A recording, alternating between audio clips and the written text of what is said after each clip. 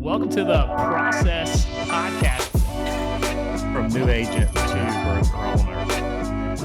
My name is Travis McClure. This is my co-host, Preston Guyton. Welcome to the Process Podcast. This is Travis McClure and my co-host, Preston Guyton. What's up, buddy? How are you? Preston, we haven't recorded a podcast. I was thinking on the drive here in probably about 6 weeks, something like that, 6 or 7 weeks. I think it's about 6 weeks. I am borderline nervous to record a podcast. That's how long we haven't done it. Like I'm now like uncomfortable with this again. And we're in a different location, as you could tell. It's not decorated. We're between two ferns. Yeah, yeah, literally recording a podcast between two ferns. So we'll start there. Talk about the new location. We're in the new EZ Homesearch. I like to call it HQ. So you've kind of branched off from a space standpoint. Talk about that. Like, why'd you make that move? Yeah, I mean, the big reason was we needed the space for POMs. I mean, the space we needed for the Agent Excellence class, POMs has grown. I think we're at 108 agents now, from 0 in September 2021. Yeah. So we really needed the space, and I needed my own space as well, so I could focus on the things I got to do without interruption. And so that's why I moved over here. Yeah. So we'll dig into what's going on lately, but let's catch up a little bit. So in the last 6 weeks, I guess kind of let's talk about like what caused our hiatus to start with. Yeah, you left us. I did. I did. I've talked about it on the show before. I'm an Army reservist. I serve in the South Carolina Army National Guard. And about 3-4 months ago, I decided I wanted to change MOS. Now, MOS in the Army is basically the job that you do.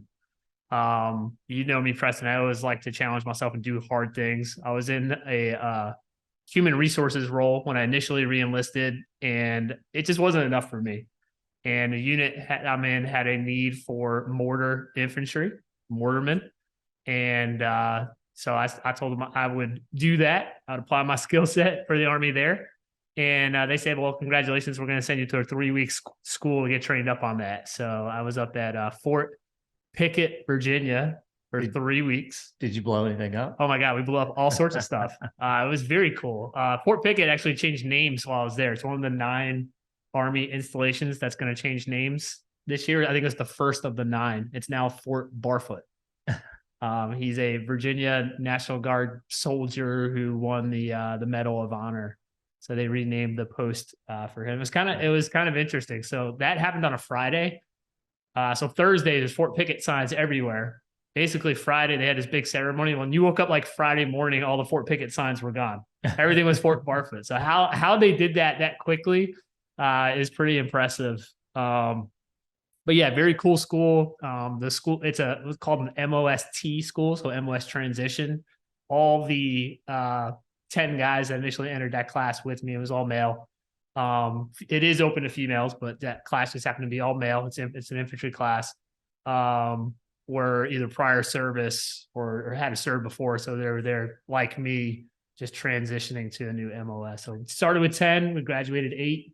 It was a good class. Cool. Yeah, it sounds a lot more fun than HR. It is. It's just more of my skill. You know, you go nothing against HR anywhere in the military. It's just not for me. Yeah, for sure. Know? Yeah. And this is more physical. We're out in the field some months. When I go to drill, it's just challenge. And to me, it's something new, something I've never done in the military or civilian life before. So a lot of it's new and challenging for me. Yeah, definitely more exciting.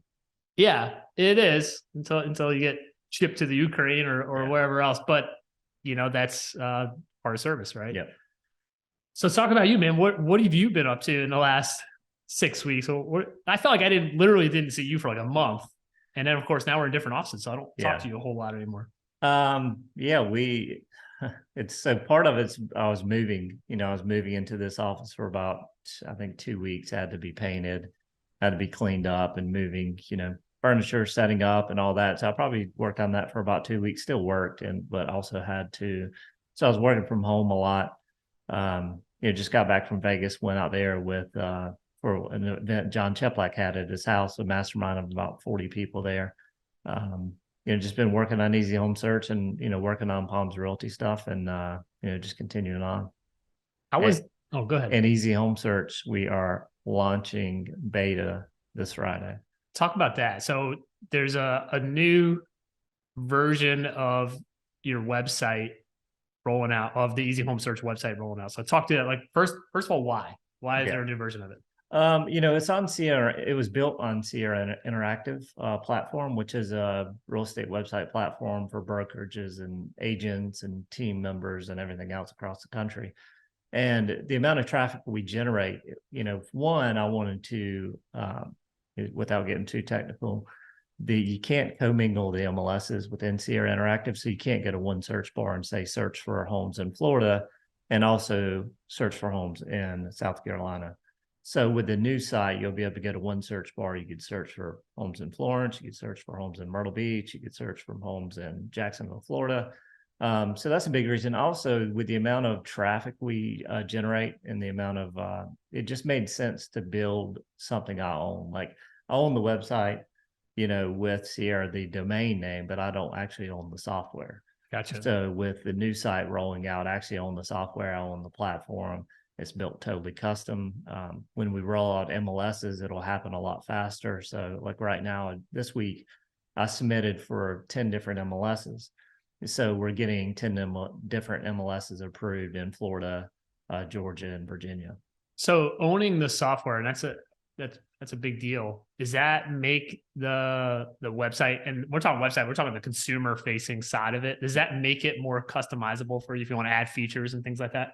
Oh yeah, so Sierra Interactive are built on templates. Right. There's you could say semi-custom, but there's some pages you can't do. Like if I wanted to, do something on a property details page, you can't do that. So it's totally full custom, and we've spent I don't know how many hours.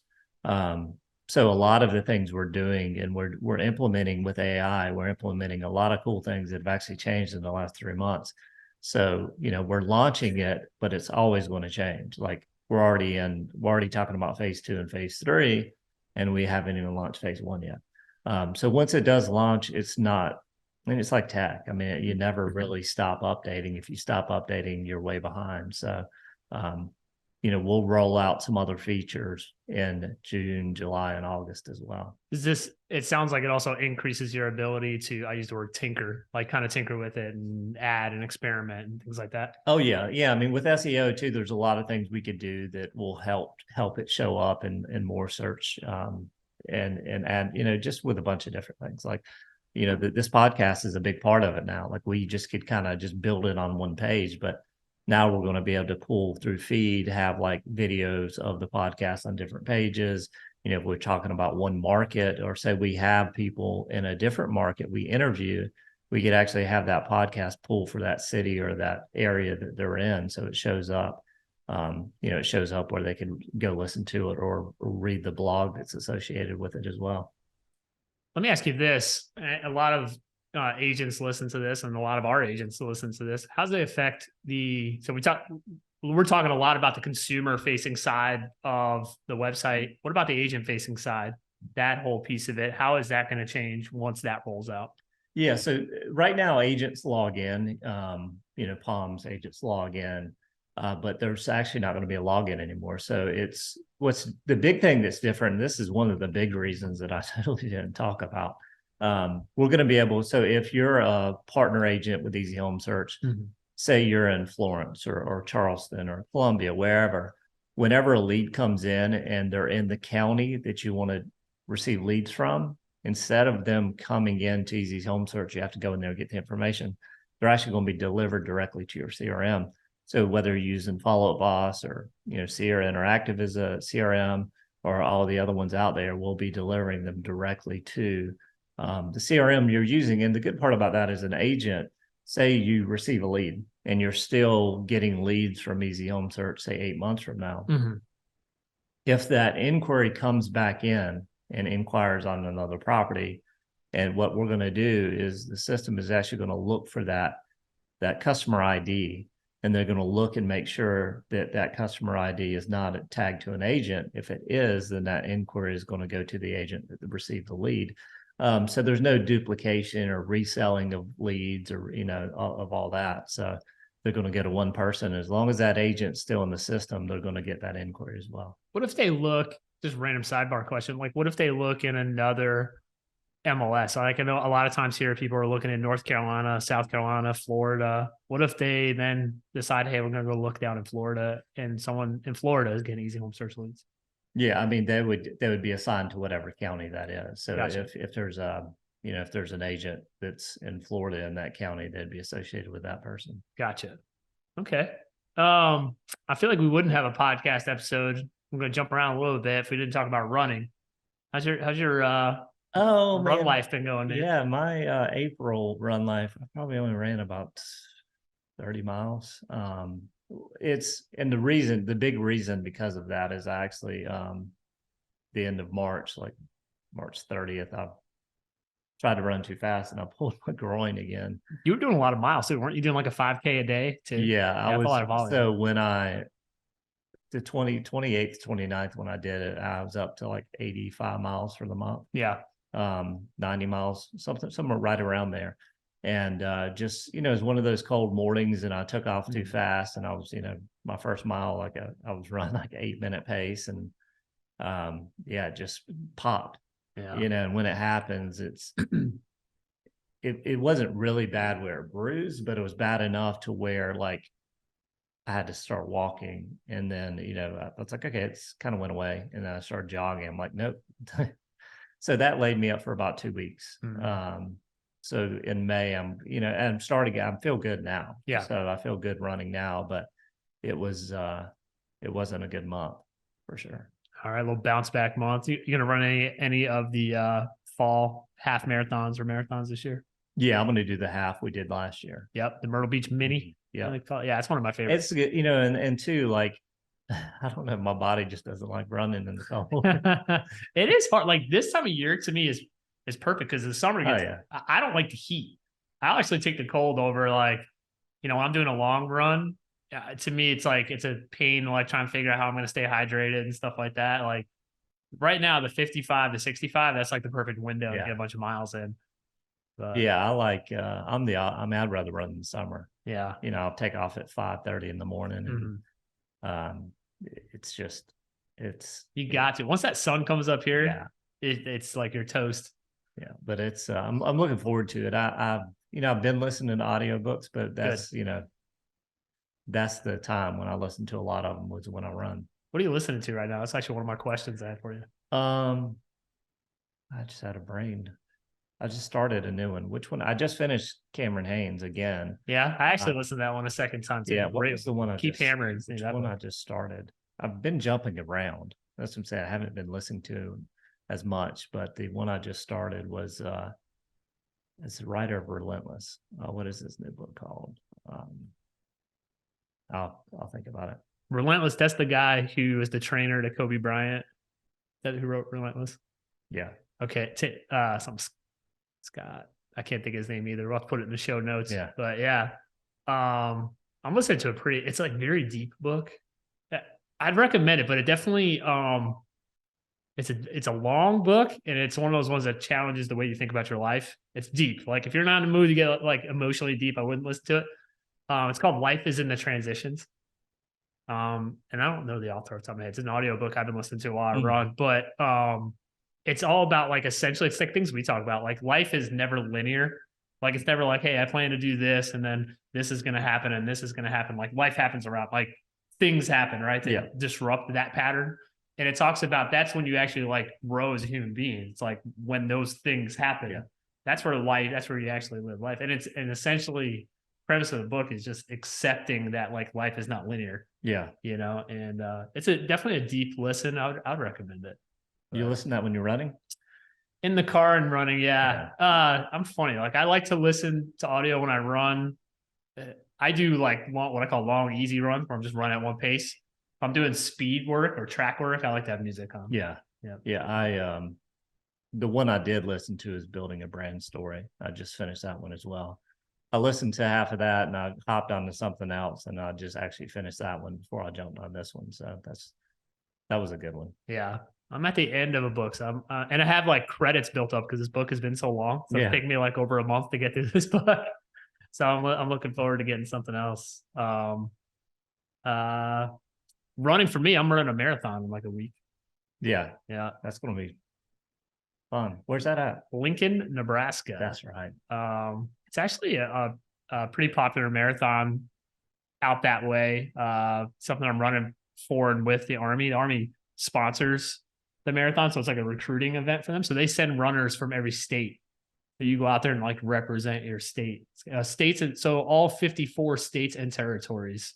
How many runners from South Carolina? 4. They sent 4 from each area. And you're the youngest? I'm actually not the oldest. Oh, really? Yeah, no, there's a colonel on our team who's matter of fact, he retires. I was talking to Colonel Marlowe. I doubt he listens to this. He may, but he's a super nice guy. Yeah, he retires, I think, in the next year or so. But yeah, he's one of our older runners. So I'm the second oldest, I believe, on the team. So yeah, I'm looking forward to that. It should be a really good experience. I joke with my kids and say I'm now a professional athlete because I'm getting paid to go run a marathon.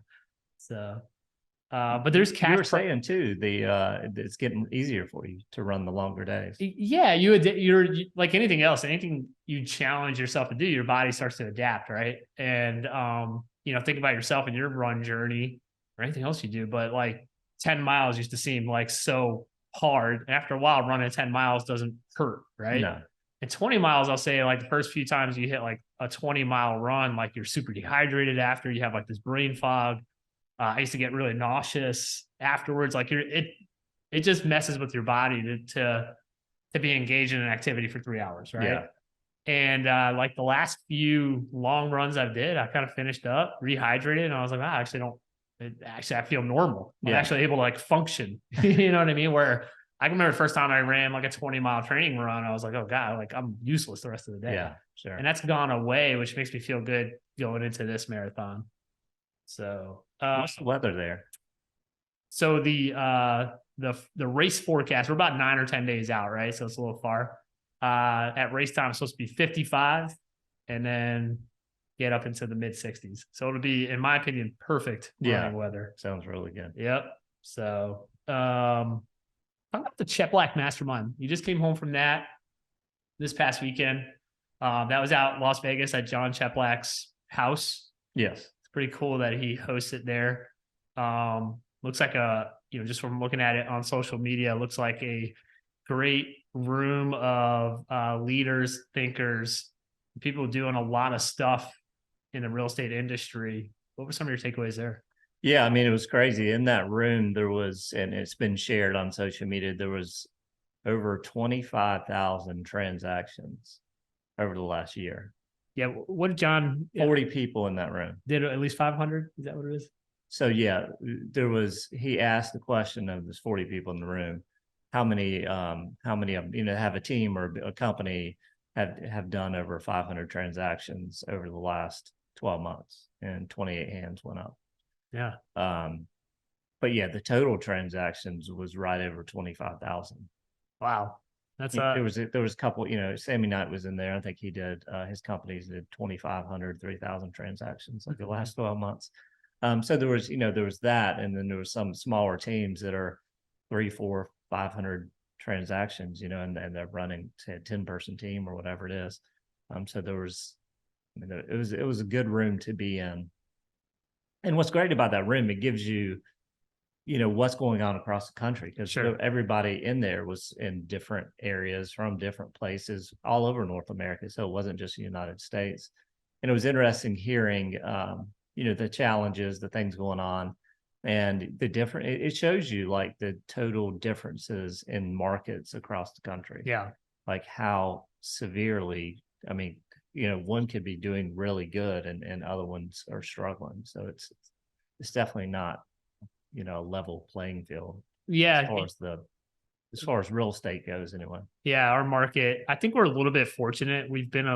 I know there's businesses gone down a little bit for a lot of agents, but we've been a little cushioned in this market, I think, because we're a market where people sell their house for a lot good money in the Northeast and they move here and they're able to buy cash. So they're not as impacted by interest rates, which I think protects us. It's definitely, there's a lot of lenders in town that their business have gone down. But I think as agents, sometimes we don't feel that what the rest of the country's feeling. Well, and also too, the big thing that stood out to me is so many of these markets have inventory issues.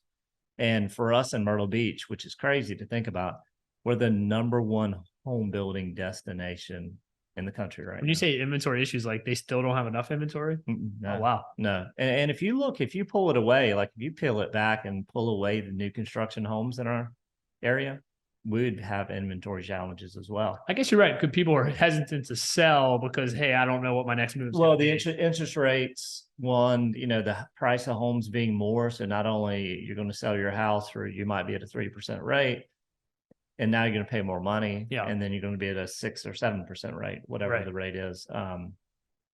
If you get it, you could potentially get a better rate than that. But, that's it. And you look at like our market, we look at the numbers, and the #1, like if you look at the MLS, the #1 real estate company in our market as far as sales is D.R. Horton.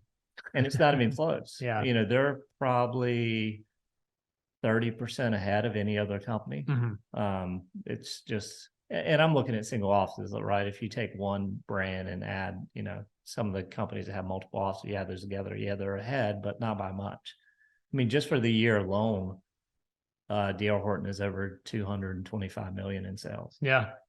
And an average sales price of 400,000. Well, they had a lot of inventory saved up going into the year. So they're releasing like, so many homes a week, right? To not flood the market at one time. Oh, what would you say was, other than hearing some of those challenges, what would you say was a good takeaway for you come home and like work on?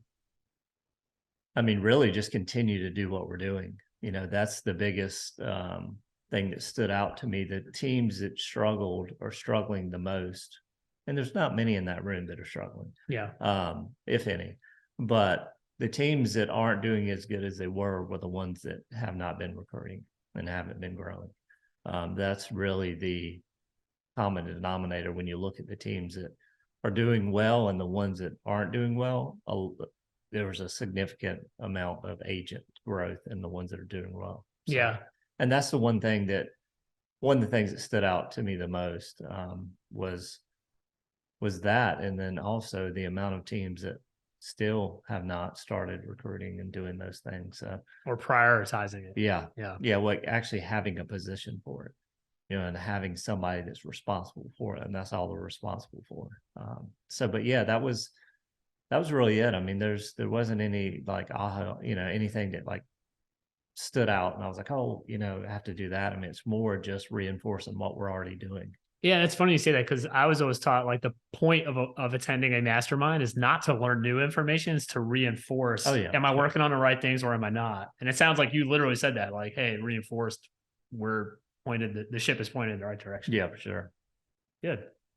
Let's talk about what's up next and moving forward, because we haven't had that dialogue in a while. Obviously, new office for EZ Homesearch. What else you guys have going on, like Check Digital wise, and just some of the other stuff you got your hands in? Yeah, I mean, Check Digital, we're still staying busy with that. We actually just pulled the numbers. We've since we started, so 8 months ago, we managed over $1 million in AdWords spend.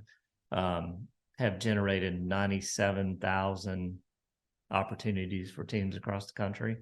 And we've signed up 3 people yesterday, and we're still bringing on new people as well. So it's everything's going good there. I mean, it's exciting to see all the people that are now have more, control over their lead gen and have less. They're not, as like the national lead sources. They're not as dependent on what they're sending them and everything else. So, but yeah, it's going really good. We rolled out the ISA kind of coaching piece of that about 2 months ago. And really just focused on trying to figure out different ways and different campaigns to run and, help these teams grow. And that's, you're running that with Travis Halverson, who's actually ironically in our market as well. Yeah. Call him Young Travis. Yeah. Yeah, he's doing some coaching, group coaching as well. But right now 99% of what we're doing is more so on the lead gen side. So I mean, that's really where the people need the most help is with things like that. Sure. And you guys do with Travis, you guys do is it a Wednesday afternoon call? Like Zoom call that people can join? Yeah, so not only Travis, but Travis, you as well. And then Michael, who actually builds out the AdWords account. So it's to go in there and we talk about different things, ISA, AdWords, campaigns, things we're doing with newsletters, just anything we're doing to, to convert more leads and answer a lot of questions. It just gives everybody that's in that group an opportunity. If they do have anything they want to go over, on a Zoom call, then we do it there. We have different people in there that are part of the group too, that kind of come in and speak on what they're doing, what's working, that's what's not working, and gives different people ideas and everything. Good deal. That's is that Wednesdays at 3:30? You guys do that? Yep, Wednesday at 3:30. What do you call it? Hump Day Huddle. Hump Day Huddle. Okay, so Wednesdays at 3:30. That's a Zoom call you can jump on. Hump Day Huddle. Yep. Yeah, it was Chef Like Digital, so it's only people that are part of that group. Part of the Chef Like Digital group. Gotcha. And then you can do some travel and do some speaking this summer? Yeah, I'm going to be traveling a lot. I was looking at it. So I'm going to Calgary the first week in June. We're going to Lake Louise, which I'm super excited about that. And then we're going back. So we're flying in to Calgary, driving to Lake Louise, which is about 2 hours, and then coming back for the weekend for a mastermind. So that's in June. And July, I'm going to Baton Rouge. John's going to have another quarterly event there at his house in Baton Rouge.